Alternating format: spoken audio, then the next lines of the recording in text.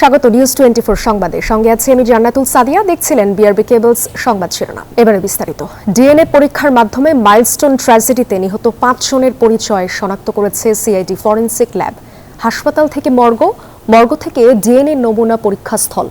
এমন কঠিন বাস্তবতার মধ্য দিয়েই যেতে হয়েছে নিখোঁজের পরিবারকে। তাদের সঙ্গে কথা বলেছেন আমাদের সহকর্মী রিশাদ হাসান। আফিয়ার পরিচয় ব্যাগটাকে খুঁজে পেয়েছিল তার পরিবার, তবে বৃহস্পতিবার সকাল পর্যন্ত মেলেনি আফিয়ার খোঁজ। বিকেল গড়াতেই ডিএনএ পরীক্ষার মাধ্যমে আফিয়া সহ মোট 5টি মৃতদেহের পরিচয় শনাক্তের খবর দেয় সিআইডির ফরেনসিক ল্যাব। অতঃপর আফিয়ার খোঁজ মিলেছে ঠিকই, তবে তাকে খুঁজে পেতে পরিবারকে পাড়ি দিতে হয়েছে বন্ধুর পথ। মুখোমুখি হতে হয়েছে সন্তানের পুড়ে যাওয়া মরদেহ শনাক্তের মতন বাস্তবতার। শেষ পর্যন্ত যা গড়িয়েছে ডিএনএ নমুনা পরীক্ষায়। আমার একদিন যায় না, আমার ফেরাস্তার মতো মেয়ে, আমি মেয়ের ছাড়া এক ঘন্টা থাকতে পারি না। আমি ওর ক্লাস পর্যন্ত যাইতে পারিনি। ক্লাসের আগে আমি দেখছি কয়েকজন দাপড়াইতেছে আগুনের ভিতরে। আমি কি করবো আমি বুঝতেছি না। এর মধ্যে আর্মি আমাকে মনে করেন আমাকে টানতেছে, আমি যাইতেছি না, আমি সামনে দাঁড়িয়েছি, আমার উঠায় নিয়ে বের করে ফেলছে। শরীরের কিছু নাও থাকে তাও বার করে দিবে। আফিয়ার মতন নিধির খোঁজেও দীর্ঘ অপেক্ষার প্রহর গুনেছে তার পরিবার। সন্তানকে যে কোনো মূল্যে ফিরে পেতে ছিল মায়ের আকুতি। আমি দিতে গেছি সকালবেলা, দিয়া খালি আইসা পড়ছে, ওরে 2টা খাতা কিনছে, কেনার পরে কাম্মু তুমি যাও আমি যাই, এই দিয়া শেষ দেখা আমার। বাস্তবতা এই পরিবারকে ফেলেছিল আরো ভয়াবহ পরীক্ষায়। সিএমএইচ মর্গে থাকা পুড়ে যাওয়া মৃতদেহগুলো থেকে একটি মরদেহ দেখে পরিবারকে নিশ্চিত হতে হয়েছিল 9 বছরের নিধি চলে গেছে বহু দূরে। একটা লাশ কর্নারে ছিল, নাম্বারিং করা ছিল 01, এরকম একটা লাশ ছিল। ওই লাশটা দেখার পরে আমার কাছে কিছুটা মনে হচ্ছে এটা আমার বোন মনে হয়েছে। হ্যাঁ, কিছু আকার আকৃতি, ওর দাঁতের কিছু অংশ, তারপরে কপাল। রাতের 1টার দিকে খবর পাইছি, সিএমএস আসছে, গেলাম। সিএমএসে খুব ভালো ব্যবহার করছে আমাদের সাথে। পরে লাশ দেখাইলো, মোটামুটি একটু নমুনায় আছে। তা আমরা বলছি যে দেখেন এটা হয়তো আমার মেয়ে। ডিএনএ নমুনা পরীক্ষার মাধ্যমে শুধু মরদেহটাই পেল পরিবার, তবে এই পাওয়ার মধ্য দিয়ে ওদের সময়টা আটকে থাকলো সেই 21 জুলাইতে। রিশাদ হাসান, নিউজ 24, ঢাকা। সাবেক প্রধান বিচারপতি খায়রুল হককে কারাগারে পাঠিয়েছেন আদালত। কঠোর নিরাপত্তার মধ্য দিয়ে তাকে বৃহস্পতিবার সন্ধ্যার পর আদালতে হাজির করা হয়। যাত্রাবাড়ী থানার একটি হত্যা মামলায় সাবেক প্রধান বিচারপতি খায়রুল হককে গ্রেপ্তার দেখিয়ে আদালতে হাজির করে পুলিশ। তবে তার বিরুদ্ধে কোনো রিমান্ড আবেদন করেনি পুলিশ। এছাড়া তার পক্ষে কোনো আইনজীবী না থাকায় খায়রুল হককে কারাগারে পাঠানোর আদেশ দেন আদালত। সংবিধানের 13 সংশোধনী বাতিল করে তত্ত্বাবধায়ক সরকার ব্যবস্থা চূড়ান্তভাবে নিষিদ্ধ করেন এই বিচারপতি। রাষ্ট্রপক্ষের আইনজীবীরা বলছেন তিনি দেশের গণতন্ত্র ও নির্বাচন ব্যবস্থা ধ্বংসের অন্যতম কারিগর। উনি স্বৈরাচারী হাসিনাকে স্বৈরাচার বানাইতে সহযোগিতা করেছেন। উনি তত্ত্বাবধায়ক সরকারকে উনি বাতিল ঘোষণা করে দিয়েছিলেন। 3বারের প্রধানমন্ত্রী দেশনেত্রী বেগম খালেদা জিয়াকে তার বাড়ি থেকে কোন ধরনের হিয়ারিং এর সুযোগ না দিয়ে উচ্ছেদের আদেশ দিয়েছিলেন। উনি নিজে সশরীরে থেকে এই হত্যাকাণ্ড ঘটিয়েছে এবং নির্দেশ দিয়েছে হত্যাকাণ্ড ঘটিয়েছে। এই কারণে বিজ্ঞ আদালতে এজাহারে 44 নম্বর আসামি উনি ওনাকে বিজ্ঞ আদালত জেল হাজতে প্রেরণ করেন। সাবেক প্রধান বিচারপতি খায়রুল হকের গ্রেপ্তারে সরকারকে ধন্যবাদ জানিয়েছেন সুপ্রিম কোর্টের সিনিয়র আইনজীবীরা। তারা বলছেন দেশের বিচার বিভাগকে খাদের কিনারায় নিয়ে গণতন্ত্র হত্যা, শেখ হাসিনাকে ফ্যাসিস্ট বানানোর মূল কারিগর ছিলেন খায়রুল হক। সুপ্রিম কোর্ট বারের সভাপতির দাবি এমন দৃষ্টান্তমূলক শাস্তি হওয়া উচিত যাতে ভবিষ্যতে নতুন কোনো খায়রুল হক বিচারাঙ্গনে জন্ম না হয়। বিচারপতি খায়রুল হক বিতর্কিত কর্মকাণ্ডের জন্য দেশজুড়ে নিন্দিত হলেও ফ্যাসিস্ট আওয়ামী লীগ সরকারের কাছে ছিলেন নন্দিত। অভিযোগ আছে বিচারকের আসনে বসে তিনি শেখ হাসিনার ক্ষমতাকে দীর্ঘস্থায়ী করার মিশনে ছিলেন। ভুক্তভোগী বিভিন্ন ব্যক্তি ও রাজনৈতিক দলের মামলায় অবশেষে বৃহস্পতিবার ধানমন্ডির বাসা থেকে গ্রেপ্তার হন আলোচিত সমালোচিত সাবেক এই প্রধান বিচারপতি। দেশের ইতিহাসে খায়রুল হকই প্রথম কোনো প্রধান বিচারপতি যাকে গ্রেপ্তার করল পুলিশ। 2011 সালে তত্ত্বাবধায়ক সরকার ব্যবস্থা প্রবর্তন করা সংবিধানের 13 সংশোধনী অবৈধ করেন খায়রুল হকের নেতৃত্বাধীন আপিল বিভাগ। আইনজীবীরা বলছেন, ব্যক্তিগত স্বার্থ ও ষড়যন্ত্রমূলকভাবে 2 মেয়াদে তত্ত্বাবধায়ক সরকারের অধীনে নির্বাচন বিষয়ে দেয়া রায় পাল্টে দেন খায়রুল হক। আর তখন থেকেই দেশে গণতান্ত্রিক ও রাজনৈতিক সংকট শুরু হয়, অবৈধভাবে দীর্ঘায়িত হয় ফ্যাসিস্টের শাসন। শেখ হাসিনার চেয়ে বড় আওয়ামী লীগের ছিলেন এই অবিচারক খায়রুল হক। ওপেন কোর্টে রাজ হলে একটা, রিটায়ার করার পর 16 মাস পর রাজ হলো আরেকটা। It's a fraud. তার বিচার হবে না কেন বলেন তো? সাবেক প্রধান বিচারপতি খায়রুল হকের গ্রেপ্তারে সরকারকে ধন্যবাদ জানিয়েছেন সুপ্রিম কোর্টের আইনজীবীরা। তারা বলছেন, খালেদা জিয়াকে এক কাপড়ে বাড়িছাড়া করতে বড় ভূমিকা রেখেছিলেন এই বিচারপতি। বলেছিলেন, আমি এক কাপড়ে চলে এসেছি, যেখানে আমার সংসার, যেখানে আমার শহীদ রাষ্ট্রপতি জিয়াউর রহমানের সংসারে আমি গিয়েছি, সেখান থেকে আজকে আমাকে এক কাপড়ে বের করে দিয়েছে। এর জন্য খায়রুল হক দায়ী। আইনজীবীরা বলছেন, ওপেন কোর্টে দেয়া রায় পরিবর্তন করে সবচেয়ে বড় অন্যায় করেছেন তিনি।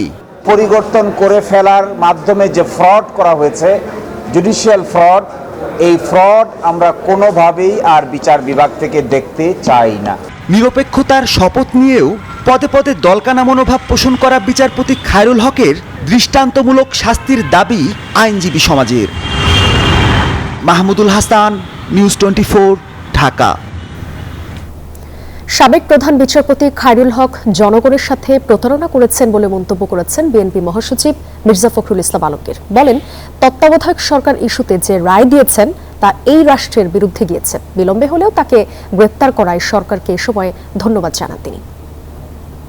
পরেই আমার যেটা হয়েছে সেটা হচ্ছে যে আপনার আমাদের তত্ত্বাবধায়ক সরকার বিধানটা বাতিল কে পার্মানেন্ট করা হয়েছে, এবং যেটা বাংলাদেশের পরবর্তীকালের যত রকমের আপনার রাজনৈতিক সংকট তৈরি হওয়ার, সেই সংকটগুলো তৈরি হয়েছে, জাতি ক্ষতিগ্রস্ত হয়েছে। কাউকে গ্রেপ্তার করলে 12 ঘন্টার মধ্যে পরিবারকে জানাতে হবে। এ বিষয়ে ফৌজদারি কার্যবিধি সংশোধনের প্রস্তাব অনুমোদন করেছে উপদেষ্টা পরিষদ। বৃহস্পতিবার প্রধান উপদেষ্টা অধ্যাপক মোহাম্মদ ইউনূসের সভাপতিত্বে অনুষ্ঠিত উপদেষ্টা পরিষদের বৈঠকে এটি অনুমোদন দেওয়া হয়। পরে রাজধানীর ফরেন সার্ভিস একাডেমিতে সংবাদ সম্মেলনে এ সিদ্ধান্ত জানান আইন উপদেষ্টা আসিফ নজরুল। উপদেষ্টা পরিষদের বৈঠকে আরও সিদ্ধান্ত হয়, দলীয় প্রতীকে আর হবে না স্থানীয় সরকার নির্বাচন। এ সময় আরও কিছু সিদ্ধান্তের কথা জানান স্থানীয় সরকার উপদেষ্টা আসিফ মাহমুদ সজীব ভূঁইয়া।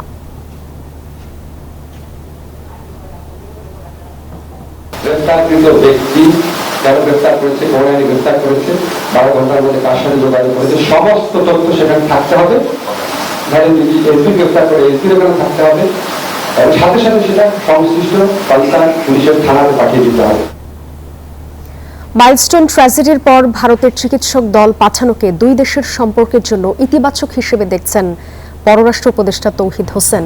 চীনের চিকিৎসক দলও ইতিমধ্যে এসে পৌঁছেছে বলেও জানান তিনি। বৃহস্পতিবার পররাষ্ট্র মন্ত্রণালয়ে প্রেস ব্রিফিংয়ে উপদেষ্টা জানান, যেসব দেশ সহযোগিতা করতে চেয়েছে তাদের সবাইকে বার্ন ইউনিটের সাথে যুক্ত করে দেওয়া হচ্ছে। নদীগুলোর উপরে বিভিন্ন স্ট্রাকচার তৈরি হয়েছে। আমরা প্রত্যেকের সাথে এই সম্পর্ক ভালো করার চেষ্টা করছি, স্বাভাবিক রাখার চেষ্টা করছি, এবং কারো উপরে যে খুব বেশি অতিরিক্ত নির্ভরশীল আমরা হচ্ছি সেটাও না। আমাদের স্বার্থ দেখছি আমরা। যদি ভারতের সাথে বলি, ভারতের সাথে সম্পর্কের ক্ষেত্রে তো আমি বলেছি যে আমাদের লক্ষ্য হচ্ছে ভালো সম্পর্ক বজায় রাখা, তবে পারস্পরিক শ্রদ্ধা এবং সম্মানের। নিউজ 24 সংবাদে নিচ্ছে একটা বিরতির, সাথেই থাকুন। আবারও স্বাগত নিউজ 24 সংবাদে। দর্শক, করোনা ভাইরাস ও বিভিন্ন সংক্রমণ থেকে রক্ষা পেতে সবসময় হাত স্যানিটাইজেশন করুন, সুরক্ষিত থাকুন। যাচ্ছে পরের প্রসঙ্গে। দেশের স্বার্থে, রাজনীতির স্বার্থে ফ্যাসিবাদ বিরোধী প্রত্যেক রাজনৈতিক দলকে ঐক্যবদ্ধভাবে আওয়ামী লীগকে মোকাবিলা করার আহ্বান জানিয়েছেন জাতীয় নাগরিক পার্টি এনসিপির নেতারা। মাইলস্টোনের অনাকাঙ্ক্ষিত ঘটনাকে পুঁজি করে আওয়ামী লীগ আবারও পুনর্গঠিত হচ্ছে বলে মন্তব্য করেন তারা। জুলাই পদযাত্রার 24তম দিনে বৃহস্পতিবার ব্রাহ্মণবাড়িয়ার পথসভায় এসব কথা বলেন এনসিপির নেতারা। মাসুক হৃদয়ের তথ্যচিত্রে ডেস্ক রিপোর্ট। দেশ গড়তে জুলাই পদযাত্রার কর্মসূচির অংশ হিসেবে বৃহস্পতিবার দুপুরে ব্রাহ্মণবাড়িয়া শহরের মুক্ত মঞ্চ মাঠে পথসভায় অংশ নেন এনসিপির নেতারা। বক্তারা মাইলস্টোনের অনাকাঙ্ক্ষিত ঘটনায় দুঃখ প্রকাশ করে বলেন, এমন ঘটনার পুনরাবৃত্তি তারা আর দেখতে চান না। অভিযোগ করে বলেন, এমন মর্মান্তিক দুর্ঘটনাকে পুঁজি করে ফায়দা লুটার চেষ্টা করছে অনেকেই। মাইলস্টোনের ঘটনাকে পুঁজি করে আবার আওয়ামী লীগ পুনর্গঠিত হচ্ছে। আমাদের ফ্যাসিবাদ বিরোধী প্রত্যেকটি রাজনৈতিক দলকে আহ্বান করব, বাংলাদেশের স্বার্থে, আপনার রাজনীতির স্বার্থে, বৃহৎ বাংলাদেশের স্বার্থে ফ্যাসিবাদ বিরোধী প্রত্যেকটি রাজনৈতিক দলকে ঐক্যবদ্ধভাবে আওয়ামী লীগকে মোকাবেলা করতে হবে। এনসিপি নেতারা সকল রাজনৈতিক দলকে ঐক্যবদ্ধভাবে আওয়ামী লীগকে মোকাবিলারও আহ্বান জানান। বাংলাদেশের সংবিধিবদ্ধ এবং সাংবিধানিক প্রতিষ্ঠানগুলোতে দেশের জনগণের আশা আকাঙ্ক্ষার প্রতি সমর্থন রেখে ঐক্যবদ্ধ কমিশন সিদ্ধান্ত গ্রহণ করবে। বক্তারা বলেন, উন্নয়ন মানে শুধু ঢাকার উন্নয়ন নয়, দেশের প্রত্যেকটি জেলায় সমানভাবে উন্নয়নের দাবি জানান তারা। সবসময় লড়াই করেছিল, ওদের উন্নয়ন থেকে বঞ্চিত করে রাখা হয়েছিল। আওয়ামী লীগের রক্তচক্ষুকে চক্ষুশূল পরিণত হয়েছিলেন ব্রাহ্মণবাড়িয়া। কেন ব্রাহ্মণবাড়িয়া থেকে বারবার আন্দোলন তৈরি হয়? এদিকে জুলাই পদযাত্রায় 24তম দিনে ব্রাহ্মণবাড়িয়ার পাশাপাশি বৃহস্পতিবার হবিগঞ্জের পথসভায়ও যোগ দেন এনসিপির নেতারা। Desk report, news 24। জামায়াতে ইসলামের আমির ডাক্তার শফিকুর রহমান বলেছেন, জামায়াতে ইসলাম আশা করে আগামী বছরের প্রথমে নির্বাচন অনুষ্ঠিত হবে, তবে তার আগে কিছু মৌলিক সংস্কার ও অপরাধীদের বিচার হতে হবে। বৃহস্পতিবার বিকেলে সিলেটের শিল্পকলা একাডেমিতে মহানগর জামায়াতে ইসলামের আয়োজনে জুলাই গণঅভ্যুত্থানের শহীদ ও আহতদের স্মরণে আলোচনা সভা ও দোয়া মাহফিলে এসব কথা বলেন তিনি। জামায়াত আমির বলেন, আগের মতো নির্বাচন হলে তা জাতির জন্য দুঃখের ও বেদনার কারণ হবে। এছাড়া ফ্যাসিবাদের বিপক্ষে যুদ্ধ জয়ের পর দেশবাসীকে নিয়ে জামায়াত দুর্নীতির বিরুদ্ধে লড়াই শুরু করতে চায় বলেও জানান তিনি। আমরা আশা করি আগামী বছরের প্রথম অংশে এই নির্বাচনটা অনুষ্ঠিত হবে এবং হওয়া উচিত। এর সাথে আমরা এটাও বলেছি যে যদি প্রয়োজনীয় বেসিক সংস্কারগুলো করা না হয়, আর যদি আগের মতো নির্বাচন হয়, এই নির্বাচন জাতির জন্য আরেকটা দুঃখ এবং বেদনার কারণ হবে। আমরা এটা দেখতেও চাই না, আমরা এটা হতে দিতেও পারি না। নতুন নির্বাচন পদ্ধতি হিসেবে mixed member proportional representation MMPR ব্যবস্থা বাস্তবায়নের প্রস্তাব দিয়েছেন বাংলাদেশ খেলাফত মজলিসের আমির মাওলানা মোহাম্মদ মামুনুল হক। বৃহস্পতিবার ঢাকা রিপোর্টার্স ইউনিটিতে জনমতের প্রতিফলনে কার্যকর নির্বাচন ব্যবস্থা মিক্সড মেম্বার পিআর শীর্ষক গোলটেবিল বৈঠকে প্রস্তাবনা সম্পর্কিত প্রবন্ধ পাঠ করেন তিনি। আমাদের বাংলাদেশের রাজনৈতিক স্থিতিশীলতা এবং গণমানুষের মতামতের প্রকৃত প্রতিফলনের লক্ষ্যে বাংলাদেশ খেলাফত মজলিস তৃতীয় একটি পদ্ধতির প্রস্তাব করেছে, যা mixed membership proportional representation MMPR পদ্ধতি হিসেবে আখ্যায়িত হতে পারে। 300 আসনের মধ্যে 200 আসন বিদ্যমান পদ্ধতিতে থাকুক। 100 আসনে আমরা আপাতত এই নির্বাচনে ঐক্যমতের ভিত্তিতে পিআরে যেতে পারি কিনা, এটা আমরা প্রস্তাব করেছি। মাইলস্টোন স্কুলে বিমান বিধ্বস্তের ঘটনায় এক শিক্ষিকার আত্মত্যাগের গল্প দেশকে দেখাচ্ছে সাহসিকতার পথ। দুর্ঘটনায় 20 শিক্ষার্থীকে মৃত্যুর হাত থেকে বাঁচিয়ে নিজে প্রাণ হারিয়েছেন শিক্ষিকা মাহেরিন চৌধুরী। নিজের সন্তানদের জন্য রেখে গেলেন গর্ব আর অশ্রু। সাবেক রাষ্ট্রপতি জিয়াউর রহমানের ভাতিজি হয়েও সবসময় নিজেকে রেখেছিলেন রাজনীতির বাইরে। তার এই সাহস, ভালোবাসা ও ত্যাগকে গভীর শ্রদ্ধার সঙ্গে স্মরণ করছে সমগ্র জাতি। শেষবারের মতো নীলফামারী জেলার জলঢাকার নিজ গ্রামে ফিরলেন মাহেরিন চৌধুরী, যিনি ছিলেন শিক্ষক, সমাজকর্মী, ছিলেন এক মায়ের প্রতিচ্ছবি। বগুলাগাড়ি স্কুল অ্যান্ড কলেজ মাঠে অনুষ্ঠিত হয় তার জানাজা। অংশ নেন হাজারো মানুষ, চোখে অশ্রু, মনে প্রশান্তির ছায়া। তার মৃত্যুতে স্তব্ধ পুরো এলাকা। ঢাকার উত্তরা দিয়াবাড়ির দুর্ঘটনায় যখন শিক্ষার্থীরা হতভম্ব, তখন সুস্থ থাকলেও নিজেই আগুনে ঝাঁপিয়ে পড়েন মাহেরিন। কয়েকজন শিক্ষার্থীকে রক্ষা করেন আর নিজে দগ্ধ হয়ে ভর্তি হন ঢাকার একটি বেসরকারি হাসপাতালের বার্ন ইউনিটে। সেখানেই মৃত্যুর কাছে হার মানেন তিনি। বয়স 60 বছর হওয়ার পরেও যদি আমার মা বেঁচে থাকে, সেই বয়সেও মাকে হারালে আমার যে ফিলটা তৈরি হয়, আর একটা 12, 13, 14 বছরের বাচ্চা মা হারাইছে, তার ভিতরের যে কি ফিলিংস, এটা ভাই ভাষায় প্রকাশ করতে পারবো না। আমার ছোট ছেলেটা গত 21 তারিখ থেকে খুব একটা কথা বলে। স্থানীয়রা বলছেন, সাবেক রাষ্ট্রপতি জিয়াউর রহমানের ভাতিজি হয়েও সব সময় নিজেকে রেখেছিলেন রাজনীতির বাইরে। পরিবারের সবার সাথে সখ্যতা থাকলেও নীরবে থেকে তিনি করেছেন সমাজসেবা। আমাদের শহীদ প্রেসিডেন্ট জিয়াউর রহমানের যে খালাতো ভাই, আপন খালাতো ভাই মহিতুর রহমান এবং মমিনুর রহমান চৌধুরী, এই দুই ভাইয়ের মহিতুর রহমান চৌধুরীর মেয়ে, বড় মেয়ে মাহিরিন চৌধুরী। 22 জুন গিয়েছিলেন নিজ এলাকায়। নির্বাচিত হয়েছিলেন বগুলাগাড়ি স্কুল অ্যান্ড কলেজের অ্যাডহক কমিটির সভাপতি হিসেবে। বিভিন্ন উন্নয়নের স্বপ্ন নিয়ে আবারও ফিরতে চেয়েছিলেন 28 জুলাই, কিন্তু সেই বিদ্যালয়ে ফিরল তার নিথর দেহ। সে যে অবদানটা রেখেছে, এই যে মাসুম বাচ্চাদেরকে সে যে বের করে নিয়ে আসলো নিজের জীবন বিসর্জন দিয়ে, নিজের জীবনকে উৎসর্গ করে, এটা মনে হয় বাংলাদেশে এই দৃষ্টান্ত কেউ ভাঙতে পারবে কিনা, কিংবা এই ধরনের দৃষ্টান্ত কেউ রাখতে পারবে কিনা, সে সম্বন্ধে আমি সন্দিহান। মেহেরিন চৌধুরী রেখে গেলেন 2 সন্তান, স্বামী, ভাই বোন আর অগণিত ভালোবাসার মানুষকে। রেখে গেলেন এমন এক দৃষ্টান্ত যেখানে ভালোবাসা কেবল নিজের সন্তানের জন্য নয়, সমাজের জন্যও হয়। Desk report, news 24। এবার অর্থ ও বাণিজ্য সংবাদ। বসুন্ধরা আবাসিক এলাকার বিজনেস পয়েন্টে যাত্রা শুরু করলো কফি প্রেমীদের পছন্দের ঠিকানা বিনস অ্যারোমা কফির নতুন শাখা। সকালে র্যালি আর সন্ধ্যায় জাঁকজমকপূর্ণ আয়োজনে এর উদ্বোধন হয়। আয়োজনে প্রধান অতিথি হিসেবে উপস্থিত ছিলেন যমুনা টিভির CEO Fahim Ahmed, beans and অ্যারোমার কর্ণধার ডক্টর তরিকুল ইসলাম। অনুষ্ঠানে আরও উপস্থিত ছিলেন এমডি আখলাক আহমেদ রিয়াদ, পরিচালক Ahaduzzaman Sumon, Sabbir Mahmud Nafiz, head of operations Sajjad Sarwar ও মোহাম্মদ শফিউল্লাহ শ্যামল। এছাড়াও এই আয়োজনে উপস্থিত ছিলেন বসুন্ধরা গ্রুপের ঊর্ধ্বতন কর্মকর্তা এবং গণ্যমান্য ব্যক্তিরা। 2014 সালে উত্তরায় যাত্রা শুরু করে বিনস অ্যান্ড অ্যারোমা কফি। এরপর ধানমন্ডিতে দ্বিতীয় শাখা চালু হয়। এবার বসুন্ধরা আবাসিক এলাকায় এর তৃতীয় শাখার যাত্রা শুরু হলো।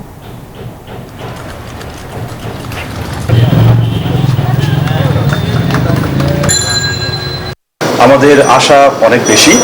আমরা দেখেছি বসুন্ধরার মধ্যে আসলে যে পরিমাণে বা যে মানের ক্যাফে বা যেই ধরনের স্পেস থাকা দরকার ছিল, সেটা ঘাটতি রয়েছে। আমরা মনে করছি আমরা সেই ঘাটতি কিছুটা হলে মেটাতে পারবো, মানুষকে একটা ভালো জায়গা দিতে পারবো, ভালো এক্সপিরিয়েন্স দিতে পারবো। আমরা এই ব্রাঞ্চ লঞ্চের সঙ্গে সঙ্গে নতুন একটা বেভারেজ লঞ্চ করছি, সেটা হচ্ছে পাম্পকিন ল্যাটে। আমার মনে হয় যে আমরা বাংলাদেশে প্রথমে পাম্পকিন ল্যাটে লঞ্চ করতে যাচ্ছি এই উদ্বোধনের সঙ্গে সঙ্গে। চলতি বছরের প্রথম 5 মাসে ইউরোপীয় ইউনিয়নভুক্ত দেশগুলোতে বাংলাদেশের তৈরি পোশাকের রপ্তানি বেড়েছে প্রায় 12%। ইউরোস্টেটের তথ্য অনুযায়ী জানুয়ারি থেকে মে মাস পর্যন্ত ইউরোপীয় ইউনিয়ন বৈশ্বিক বাণিজ্য থেকে 11.90% প্রবৃদ্ধি অর্জন করেছে, যা অর্থমূল্যে দাঁড়ায় 39.71 বিলিয়ন মার্কিন ডলার। দেশের পোশাক রপ্তানি ইইউতে বৃদ্ধি পেয়ে এই সময়কালে 9.68 বিলিয়ন মার্কিন ডলারে পৌঁছেছে, যা গত বছরের একই সময়ের ছিল 8.23 বিলিয়ন ডলার।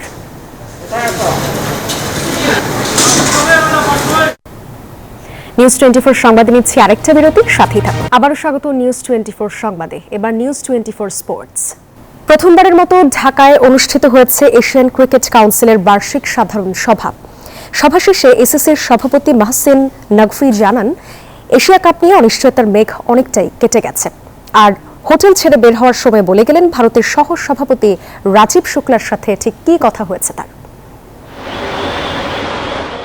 এসিসির এজিএম শেষে বিসিবির সভাপতি আমিনুল ইসলাম বুলবুলের সাথে বাসে করে অন্য সভাপতিরা গেলেন বাংলাদেশ ও পাকিস্তান ম্যাচ দেখতে। তখনও হোটেল অবস্থান এসিসির চেয়ারম্যান মহসিন নাকভির। জানালেন এশিয়া কাপ নিয়ে অনিশ্চয়তা কেটে গেছে, তবে একটি দুটি ছোটখাটো বিষয়ের কারণে আপাতত ঘোষণা করা হচ্ছে না।